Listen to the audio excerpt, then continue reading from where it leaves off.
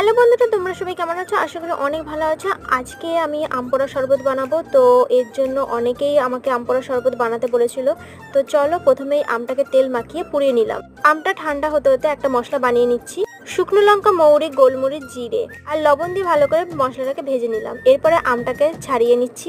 আমের পাল্পটাকে আমি মিক্সচার মেশিনে ভালো করে দিয়ে বের করে নিচ্ছি। আর আদা, এক টুকরো কাঁচা লঙ্কা, পুদিনা পাতা, স্বাদ মতো লবণ, পরিমাণ মতন চিনি, হাফটার মতন লেবুর রস, তার সঙ্গে কিছুটা হজমলা দিয়ে পেস্ট করে নেব।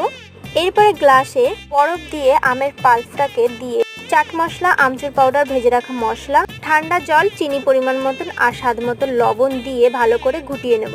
এরপরে একটা পুদিনা পাতা দিয়ে একটু ডেকোরেশন করে নিয়ে আম পোড়ার শরবত একদম পুরোপুরি রেডি। তোমরা এটাকে চাইলে আম পান্নাও বলতে পারো। আজকের রেসিপিটি তোমাদের কাছে কার কার ভালো লেগেছে অবশ্যই কিন্তু কমেন্ট করো, আর ভালো লাগলে আমার চ্যানেলটিকে সাবস্ক্রাইব করে যেও। তো আজকের জন্য টাটা।